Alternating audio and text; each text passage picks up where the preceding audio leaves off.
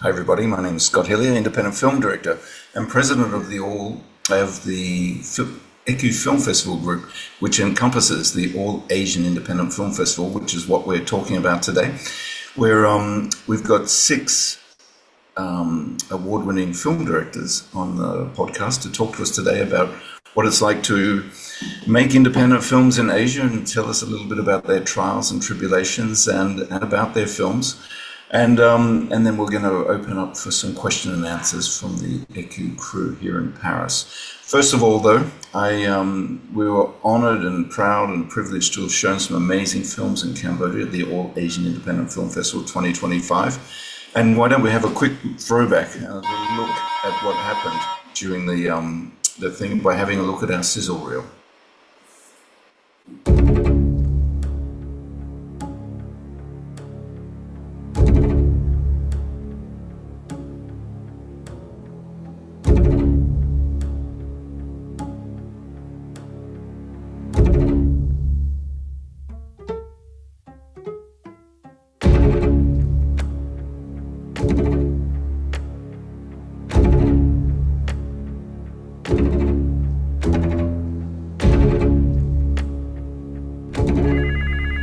Hello?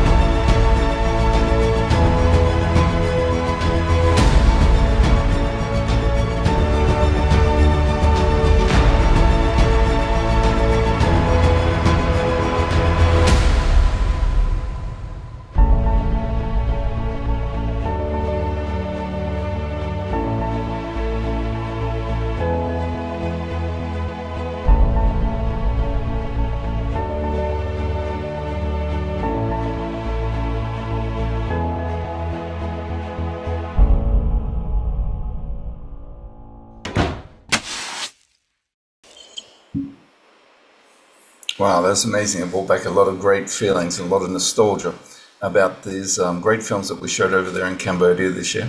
But let's get into meeting the filmmakers. I'm going to go to Payal first. Payal is based in Delhi and Goa.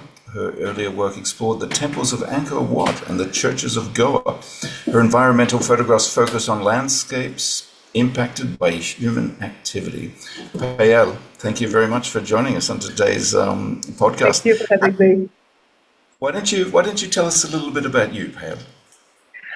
Okay, so I specialized into garbage and sewage treatment plants, and I was working in the field of technology for about a decade, till I switched into photography to make a bigger impact.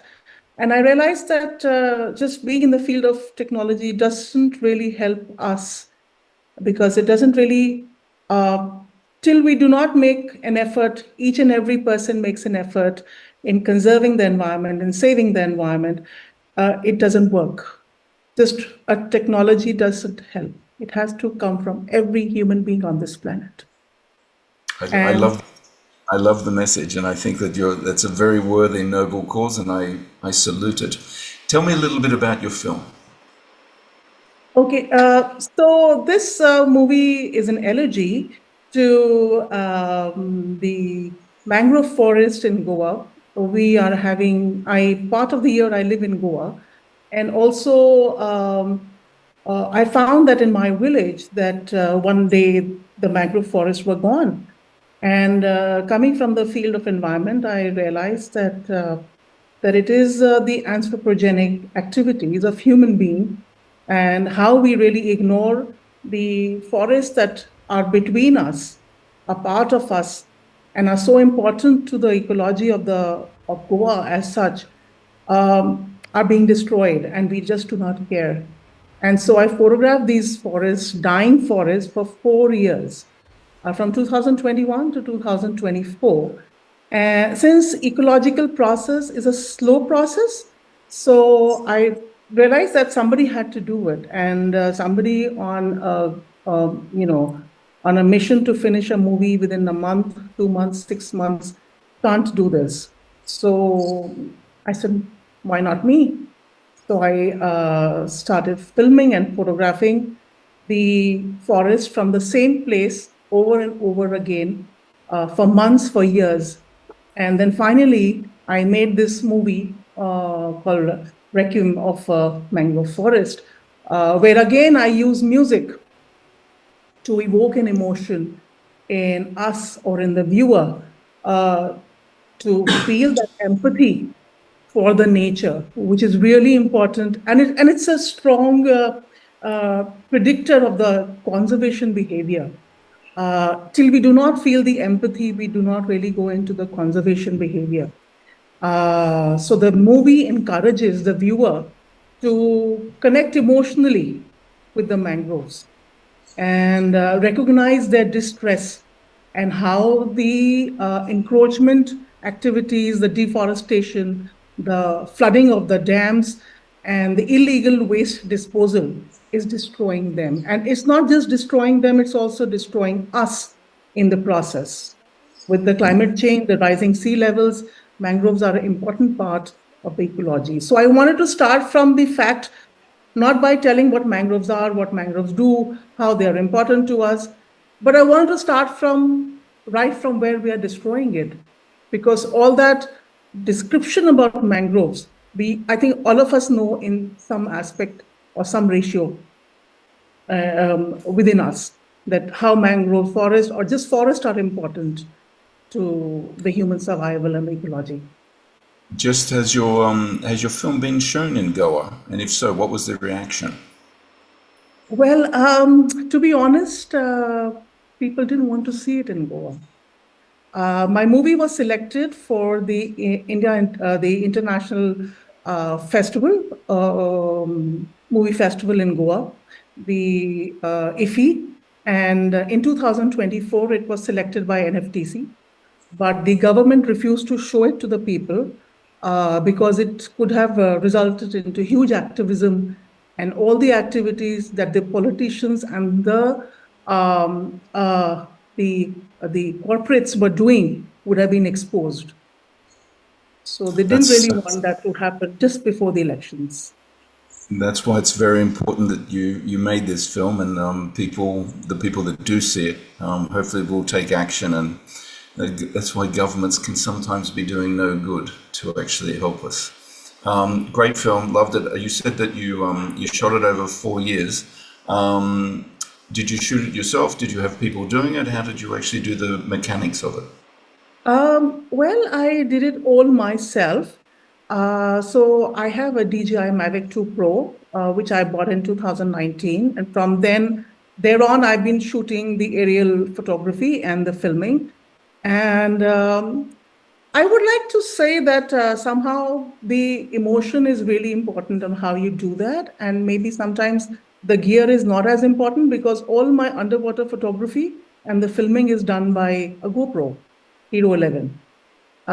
So I would say if you really have it in you, really have a story, you have the fire in you to show the truth, then you must do that and bring it to the people. Actually, I never thought that I would come to this platform, and thank you so much for having me, for giving me this opportunity to share my work and my activism, to take forward my activism for my country, for my Goa. forward in this way. Thank you so much for having me. Well, thank you, and I think the planet is thanking you as well from deep down inside. But it's a very good lesson for everybody listening. It's not the technical sides of this. If you have a passion and a desire, you can tell a story with anything. So, anyway, thanks, Payal. I'm going to move on to the director of Khamerican, Chhiu, who won Asia's Best Independent Dramatic Short Film 2025. Jimmy is a filmmaker, a professional stuntman based in Los Angeles, the son of Khmer genocide survivors. Jimmy grew up in a community of immigrants and refugees, which gave him unique perspectives on the American and human experience. Visual style influenced by the raw indie dramas of the 90s, which was very evident in this amazing film. Jimmy's mission is to tell stories of people less heard. How are you, Jimmy? Very good, very good. I'm actually currently in India. I'm in Kerala right now, city of Kochi, and Wow. we're doing a film out here, and yeah, just the opportunity to be here is quite amazing. Well, tell me a little bit about you, Jimmy. Yeah, I'm a Los Angeles-based filmmaker, but I have had such a great opportunity to make films internationally. Um, and I moved to Los Angeles to I wanted to pursue directing and tell of me and my family. But as we all know, filmmaking can be difficult, and I slowly found my way more so into action direction. But I'm fighting, clawing my way back to my true passion, which is storytelling, not just through action, but through honest, true stories. Well, I think that's another great word that we love hearing in the independent film world is honesty. And the film that you did was a very, very impactful film. A lot of honesty, a lot of rawness, a lot of indiness. Why don't you tell us a little bit about it? Uh, yeah, so my friend and I, we've been writing Khamerican for a while, and that's not to brag about like, oh, we've been writing this film for a long time, but it's something that's weighed on my heart for a while. Especially in California, the stories of, there's like two concepts of Asians, right? Like East Asian and Southeast Asian, and unfortunately, East Asian stories are more prevalent right now in like America and stuff like that. And so I felt like our stories of struggle and immigration and refugees to the US was just being buried, and there wasn't a strong sense of understanding where I came from, and especially growing up, I would say, hey, I'm Cambodian. They're like, what? Yeah, but like, what part of China are you from? And I'm like, but no, my family's from Cambodia. I'm Cambodian. And so I had a strong desire to tell our story, especially because it was a story of identity. We had to find, what it meant to be Cambodian in America.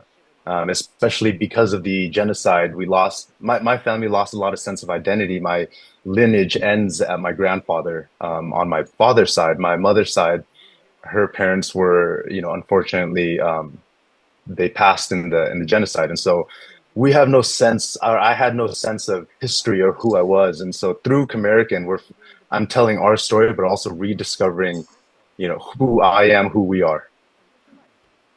And that's important, Jimmy. I can tell you right now because I've got an office full of 20 to 25-year-old, very, very clever, talented kids, but they don't know that much about that history. So keep telling it, man, and keep telling it, particularly in the way that you're telling it now, Thank you. which is stark, broad, but great. I have to ask a question because I grew up as a DP, and I still Mhm. DP a lot, but the pictures in your film were extraordinarily good, Oh, thank you. extraordinarily. Tell us a little bit Um, about and how you set this up and how long it took to shoot. we shot it in 4 days. It was a, how do I put it? It was a rush to the finish line, a very finish line. I mean, every second counted. Especially the location we shot at, the donut shop. They were open for business during the day, so we came in at night. We set up and we had to strike out every night. So we couldn't leave our gear. We couldn't leave lights. So we came in. We set up as quickly as we could, and we got to shooting. And our visual style was very influenced from City of God. It was a fantastic film, one of my favorite films, and we wanted that raw, heavy shadows, and great highlights for Khamerican. We wanted to feel the grunginess of the donut shop, because it wasn't. we didn't grow up in a rich society. We didn't have money. It was, you know, we were very, as refugees, we were very poor. And so the environments that we grew up in were just dingy and grungy. And I really wanted to portray that. I really wanted to make it known that it wasn't a comfortable upbringing, you know. Well, the thing about LA that's still today is quite an easy thing to find is those dark and grungy donut places. Yes. Fortunately, yes.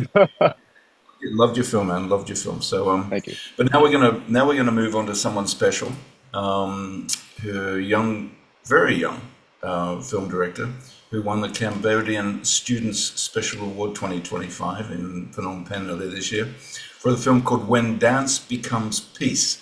So, a young director, only 14 years of age, which means that he's a rather overachiever, and we're very jealous and envious of that. But welcome to the podcast, Ange. How are you today? So, first, hello everyone. My name is Angel. I'm 14 years old, French, living in Cambodia with my family, and yeah, I'm fine.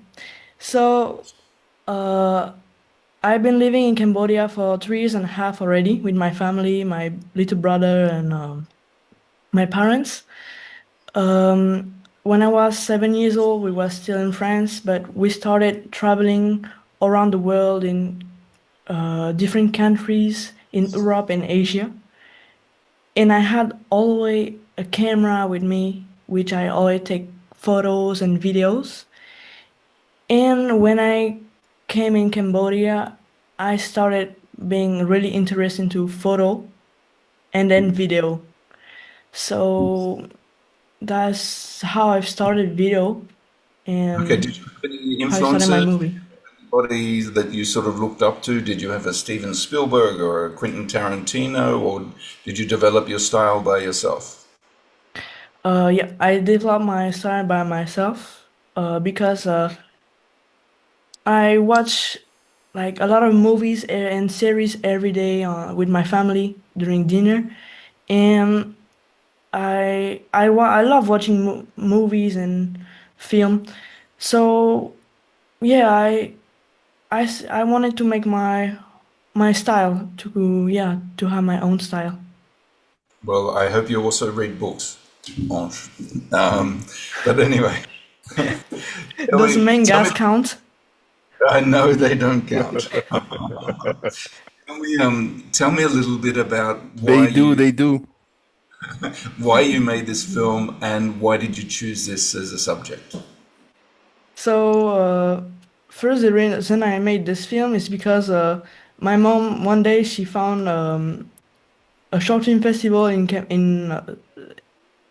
Asia and for kids, and she asked me if I want to do it. And without thinking too much about it, I wanted to do it. I love watching films, so why not making my own?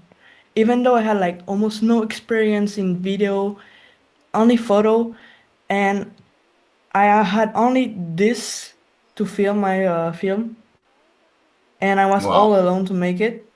So it's a tiny camera with the DJI Pocket 2 is great. I had for travel, but I was all in mode automatic, and I had to learn more about the manual and how to frame it, and yeah, how to tell a story. So yeah, and I live in Cambodia and I love Cambodian culture, so I wanted to put this into a movie because there's not much movies in Cambodia with Cambodian culture. So, how long did it take you to shoot the film?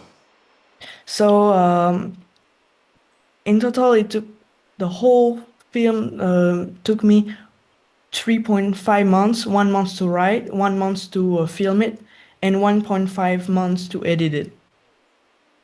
Well, that's very precise, young man. I like And it. and Um, keep going. and is we had like really short times every time we shoot, and it was during the raining season in Asia, so it was hard about it because sometime we was planning to shoot, but the rain was not. So yeah, and since I'm a student and the main character Shufen, which is Bosba in the film, is also a student, we are in two different schools. We have schedules, and we only can do this during our free time and weekends. So Wow, this was also hard to find the good time. yeah, that's amazing, Ange. Jimmy, what advice can you give to this young man who's sitting there and he got into it a little bit before we did? What advice could you give him? Well, first of all, it's quite amazing that you're already shooting and directing your own films. That's fantastic. Just keep shooting, keep finding your voice, finding your eye. Um, you're just going to keep growing as a filmmaker, and you can't let boundaries stop you, in terms like mental boundaries, physical boundaries. You just keep shooting and you find your voice. Yeah, that's great advice. So, well, Thank you for this congratulations, advice. Ange. Very, very well done. Much congratulations. But I'm going to move on now to the director of the film Trickster, Viet Tran from Vietnam. This is an amazing film, and the actor in the film won Best Actor 2025. Viet Tran was born in 1999, so a youngster as well. Third-year student from Vietnam with a deep passion for storytelling. She aims to craft films that reflect her cultural roots and personally identify while she's exploring universal human emotions. Hi, welcome to the podcast. Hello, everyone. My name is V, and I'm actually a film student from Vietnam. So this film is my capstone project. So yeah, it's basically the graduation film. I make it so I can graduate, basically. I think you also made it to tell a great story. What was the genesis of this? How did you write this story? Yeah, so the inspiration for this film came from my own relationship with my father.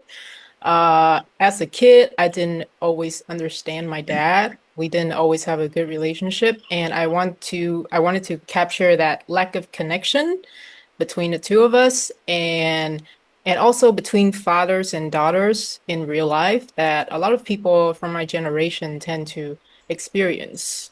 Yeah, so since it is my capstone project, I wanted to be something that is personal to me, and this film came.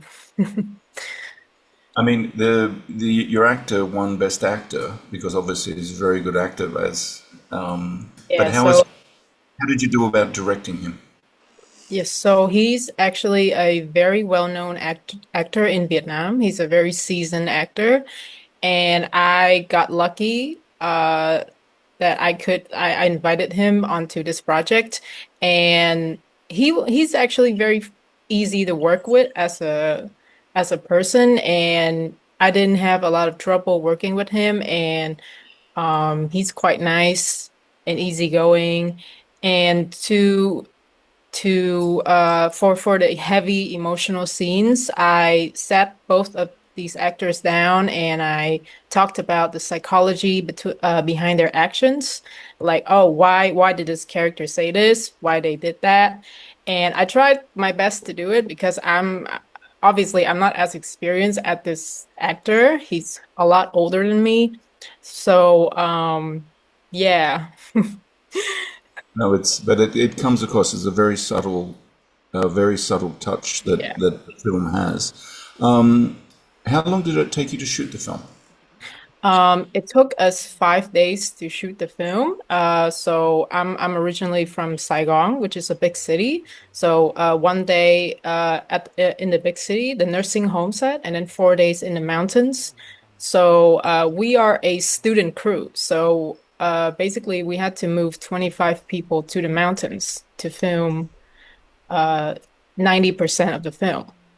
And obviously we had to crowdfund a lot, and I had to pitch to sponsors like Sony, and because the equipment needed a lot of funding as well. Yeah, so Yeah, it wasn't an easy feat, but I'm very proud of my crew that we did it, that we For did the the other film. filmmakers in the podcast here who haven't actually seen the film, can you give a very, very brief synopsis about your film? So the film is about a 21-year-old daughter who wants to escape her father, the dementia-stricken father, to go study abroad. And she received a scholarship from a university in Australia, and she hid it from him. But the twist is that he has known about it all along, right? So her plan is to put him into a nursing home so that she can finally be free and go follow her dreams.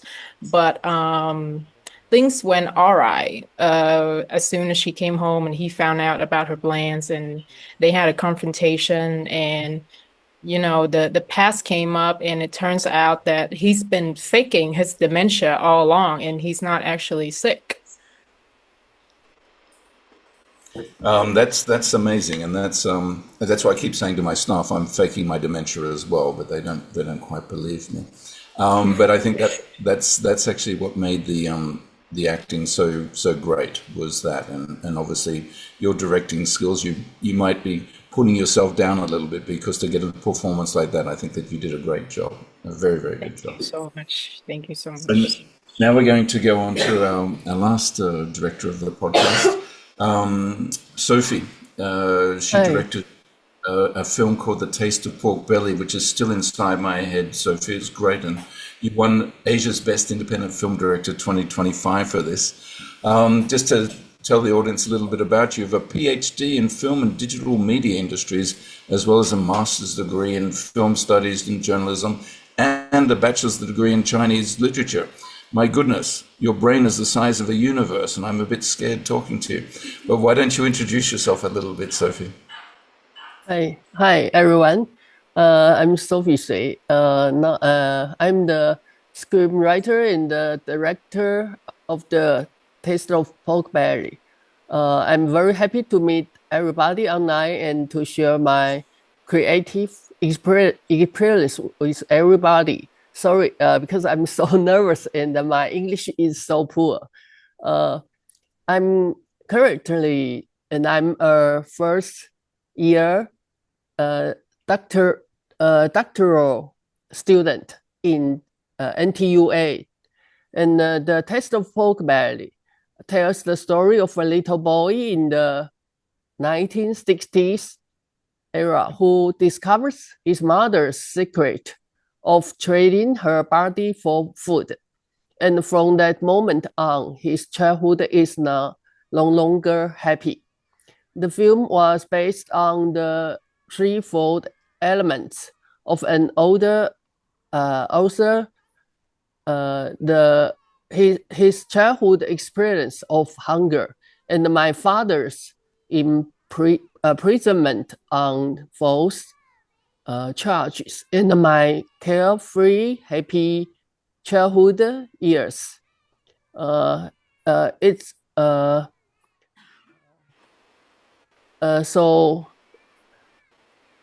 Sorry, I'm so nervous. No, don't worry. Sophie, I loved your film just because it's very delicate, and Uh-huh. the message is very clear, and a lot of it is facial expressions and stuff like that. I mean, everyone tells us film directors never to work with dogs or children, but you were working with children. How were they? Because they came across very naturally and wonderful. What would they like to work with? You mean the children? Yeah, the kids, in I, particular the boy.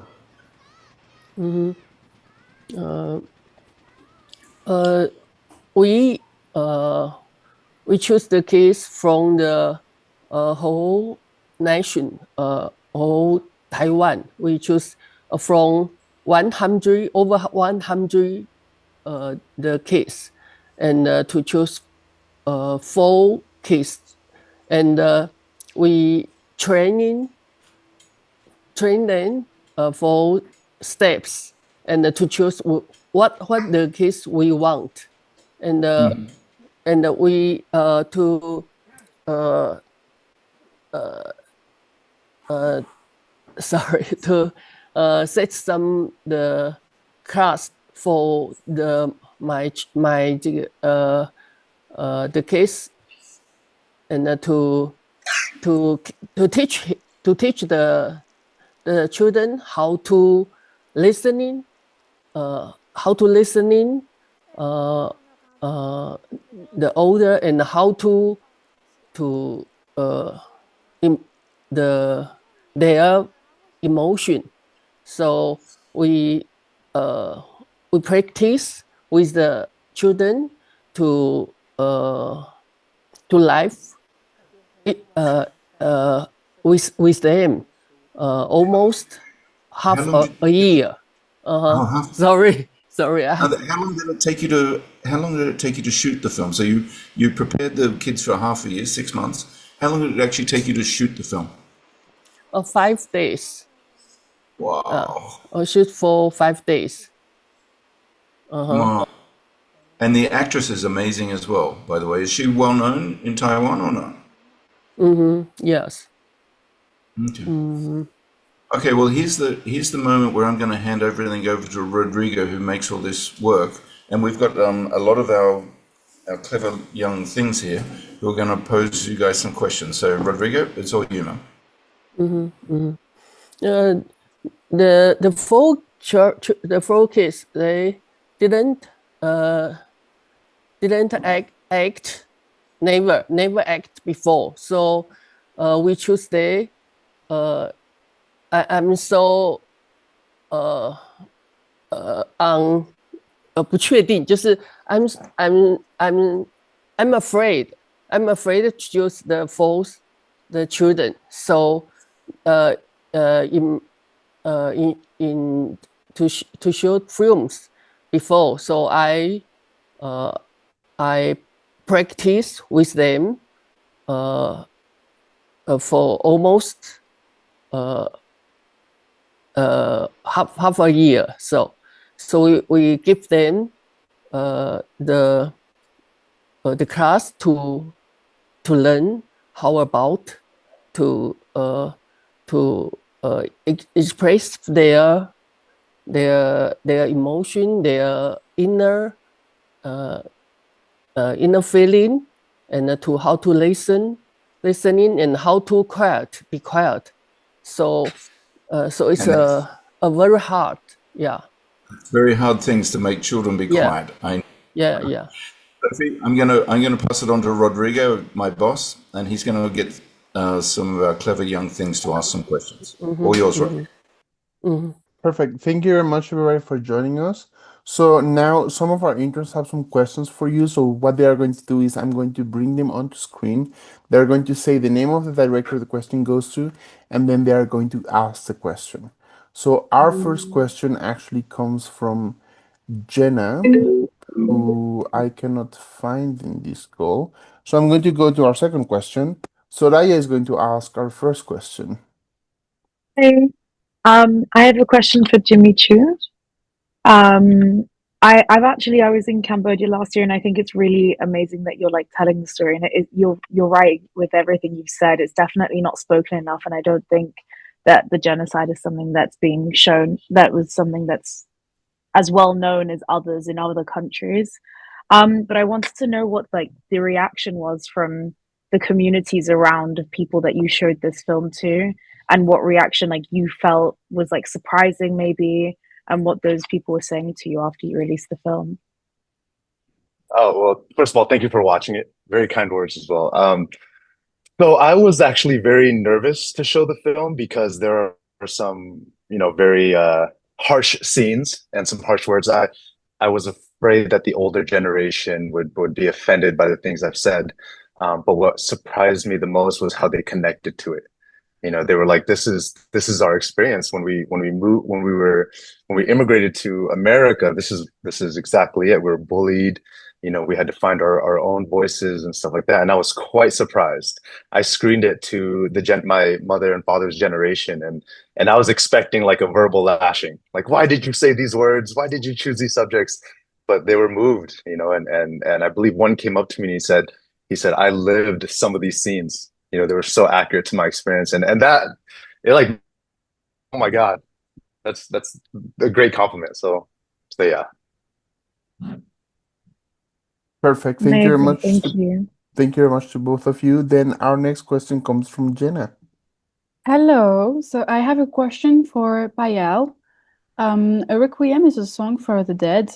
I wanted to know how you came up with the title Requiem of a Mangrove Forest, and whose death are you singing about? I also wanted to know if you had any news or update from the public department in Goa regarding the work being made to the mangrove forests. Yes, so the Requiem of a Mangrove Forest, it basically comes from Mozart, of course, and I was very much influenced by his music while making this film, and also I have original symphony score that goes along with the movie, and but it's basically a mass which is done for the dead, right? So this is the mangrove forests which are dying, and somehow we do not really think that trees have souls. And so since they don't have souls, so we do not really worry if one tree dies, two tree dies, or and when the whole forest dies, a lack of trees, a million trees die. We don't care because they don't have souls, right? So it is just a reminder that they also are as important on earth as we are. So, which is why I thought that I would keep a mass for the dead trees. Coming down to what the government has done, well, the government did build a box kind of inlet from the sea to the mangrove forest so that they could basically circulate the seawater into the forest. Okay. The forest had died because of the over salinity or the excessive salinity. See, mangrove forests die once the salinity of the water changes, whether it increases or it decreases. It's a very easy way to kill the mangroves. Here, the salinity of the mangrove forest, the water increased because the inlet of that same where the mangrove forest, the water comes in from, there was a illegal disposal of the construction waste. So that closed the inlet of the seawater, and the mangrove forest died. And it's a mangrove forest right next to a bridge, and nobody cared. Every day, 4 years, people passed by every day. Nobody cared. It dies. And which was really amazing for me to just see that it doesn't move anyone. That a 70,000 square meter of forest is dying right in front of you, and you don't care. So that is why the movie was made to build an empathy for something that we consider doesn't have soul. And do you think that community has reacted to what you have done with your movie? If the department, the Goa department didn't react or didn't do as much as you wanted them to do, did the community react? Well, we did have a small movement for it, and then eventually it just died off. So basically, the box inlet was made, a fresh one. The water has been filled. The forest department will put some fresh saplings, but that's been 2 years and they still haven't put it. The forest is still dead. It dies even more, and that's what's the end of it. Okay, thank you, and good luck. I just want to jump in there very quickly for a second. I think that don't feel disenchanted because one voice is better than no voices, and you've got us behind you. Whatever we can do and spreading the message. So don't feel disenchanted. No, but now the movement is becoming bigger, and we have Goa Foundation and Claude Alvarez. So they are teaching everyone, or they're building the whole community into one, because now it is not just the mangroves. We have the mining, we have the illegal hill cutting, we have the constructions coming up. So many. We're making a Miami of Goa. So yeah. So we have. I don't know if you've been to Goa I some years have. back, but then now if you come, you will not like it, or you will Yeah. have fond memories of what you've already seen. Well, keep that voice loud and strong, young lady. Keep that strong, loud and strong. Okay, Rodrigo. Thank you. Our next question comes from Rosella. My next question is for Ange about When Dance Becomes Peace. And I wanted to ask, since you have written and directed a movie at 14, I was wondering what was the hardest part of making your first short film at such a young age? Because you mentioned a little bit about finding the right conditions and timings to film, and I was wondering if you faced other challenges. Well, so first I had almost, thank you for your question, and I had almost I almost did not know anything in video, only photos. So the settings, the how to shot it, how to shot the video, how to move the camera, how to tell a story. I didn't know anything of that, and I had to learn the basics. I had to learn the basics to make this movie, and also my parents was helping me learning how to write a story and tell a story. And yeah, there was a lot of problems, and yeah, there was a lot of problems in the movie because yeah, like I say, the schedules. Since we are both students and we are in different schools, this the raining season is always hard to find a good time to shoot. This was one of the big problems of this. For editing, my laptop was super slow. That's why it took so long. I have a normal laptop, not gaming laptop or something. So yeah, it was took long. And also for the shots in the school of Shine International School of Siem Reap, we only had like a really short time, around 2 hour and a half, and I never met the students in the class before. And that was hard for me because it was new people. I didn't new students, a lot of students, teachers that I don't know, and I had to guide them and to for the film, and yeah, it was really hard. Wow, thank you so much, and congratulations again on your movie. Thank you. Thank you very much, both of you. The next question comes from Sophie. Hi, my question is for me. I wanted to ask, why did you develop the tone and the style of the film? It looked really beautiful. Thank you so much for your question.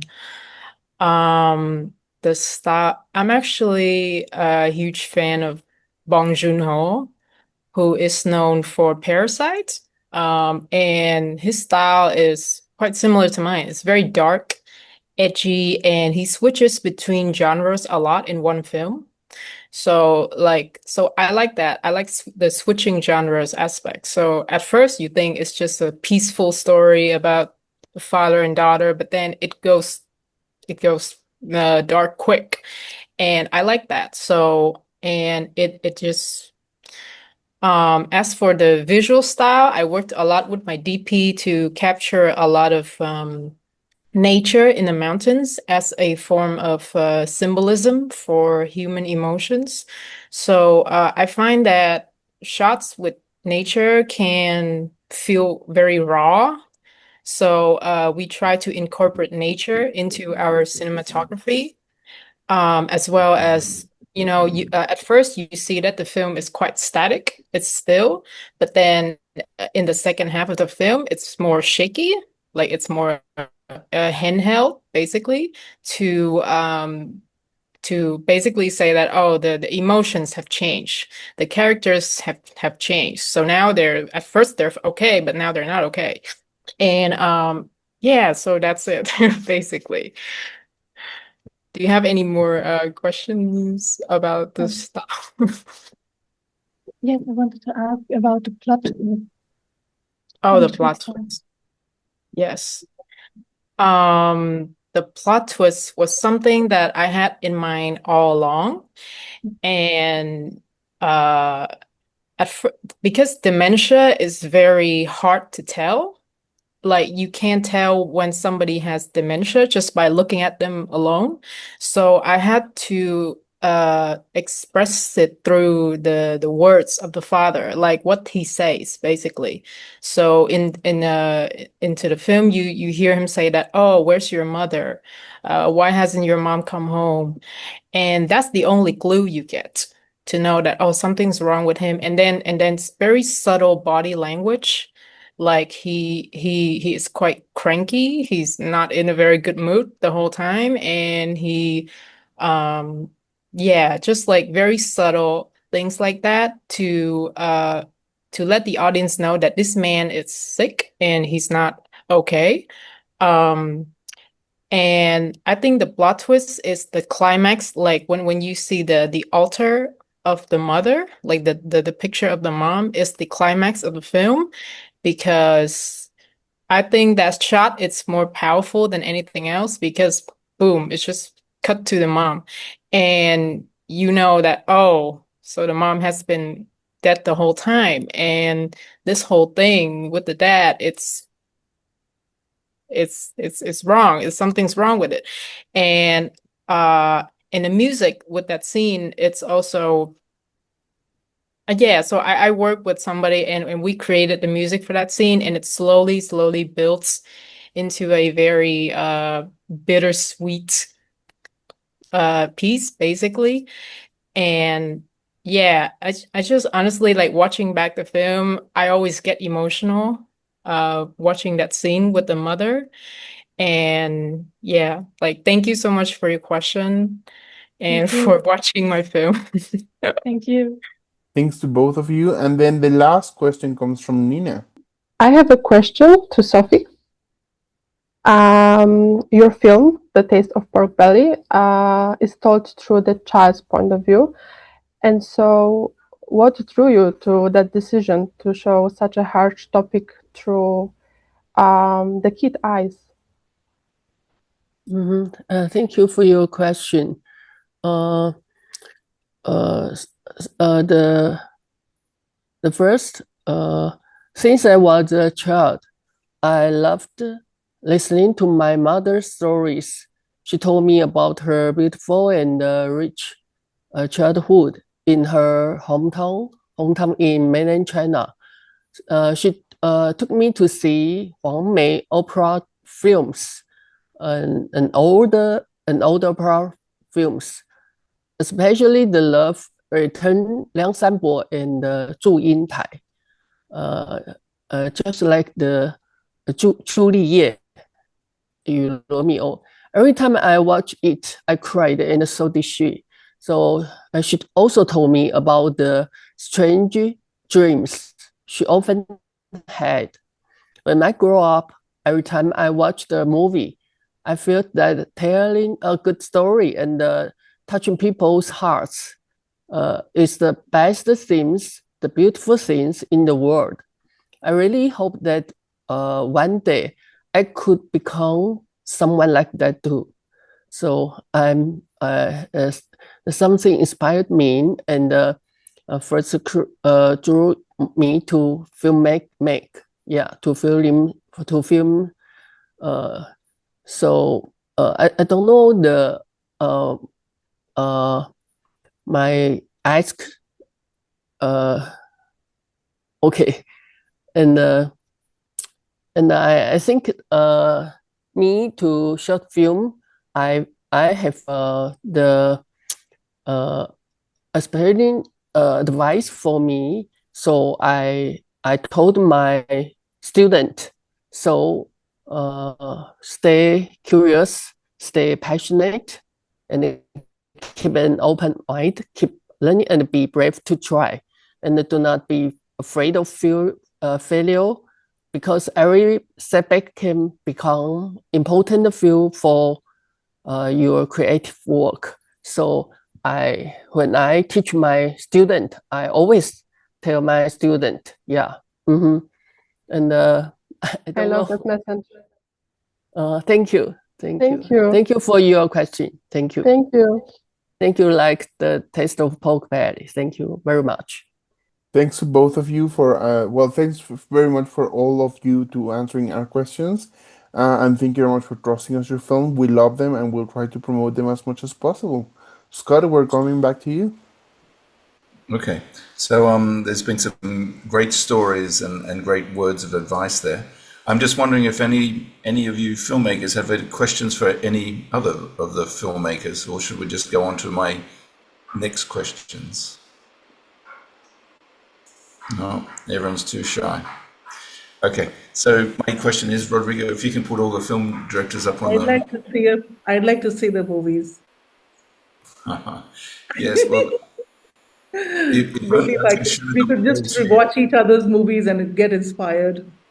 Yeah, well, that's the same here. I mean, in our office here, it's always it's so inspirational to see your guys' work, and it's great that the crew can actually talk to you about them. But I'm just going to do a quick spin around the table, just a quick one.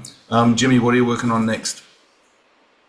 We're actually getting the feature version of Khamerican produced right now. We're meeting with financiers to get our feature going because it's a bigger story than just the donor shop.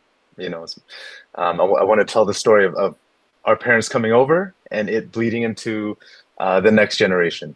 And so hopefully that feature is coming soon. Well, make sure you remember us and send it to us. So that's great. Well, good luck with that, man. Payal, what are you on next?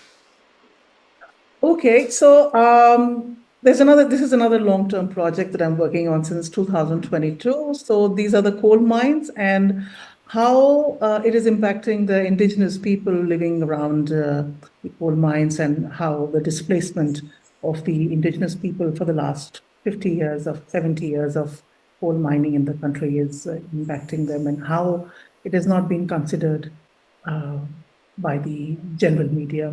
We do not really think that coal mining can impact people. We only look at them as power plants and how they fuel our lives, but there's a life beyond that, to how it impacts them. Basically, Payal, you keep going. You're like the chronicler of things. So these long-term projects are good projects. So keep doing it, and again, keep thinking about us for your next film. Okay. Thank you. Thank you. Ange, Thank what you. are you up to next, man? So between the time I finished my short film and now, I've been following online courses to become professional videographer. Is online courses from Canada, and I try to learn more techniques, do more videos, and also I do content creation.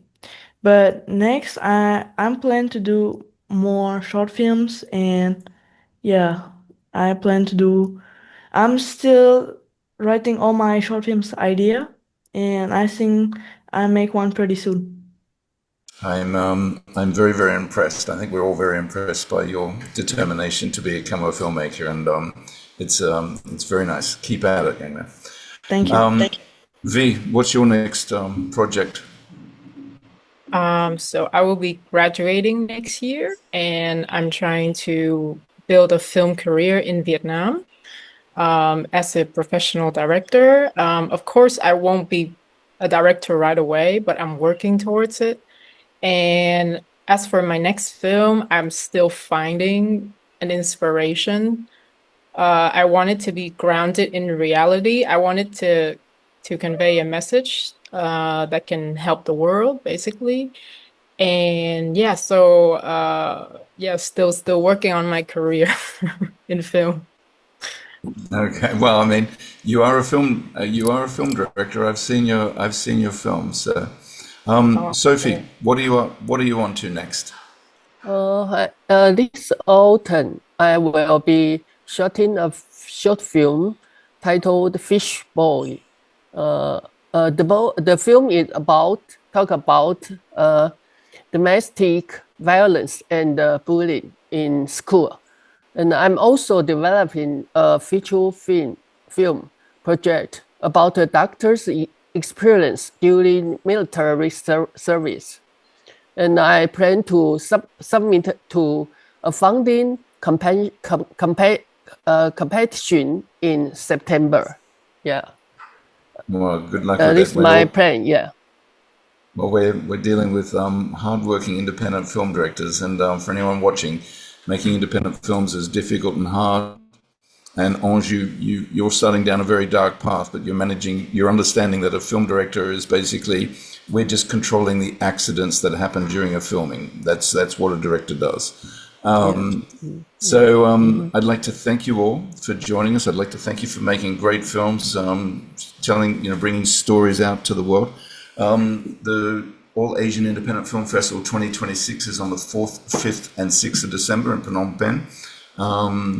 And one thing about you guys is we're going to ask you to help us. We're never going to forget you, by the way. But we're going to ask you to become submission judges, which will help create the official selection for next year's films. We tend to choose the best of the best to help us continue being the best of the best and finding these amazing films. So Rodrigo will not forget you, and you'll be getting a little list shortly of films. If you could judge them for us, that would be great, because we're very proud to be an independent film festival run by independent filmmakers, and you guys as alumni will help us take it up to the next step. So again, I'd like to thank you for joining us here. I'd like to thank the ECU crew, Rodrigo, everybody else. Keep making films, don't forget about us, and have a great weekend. Ciao. Thank you. Thank you. Thank you. Thank you. Thank you so much. Thank you. Thank you. you.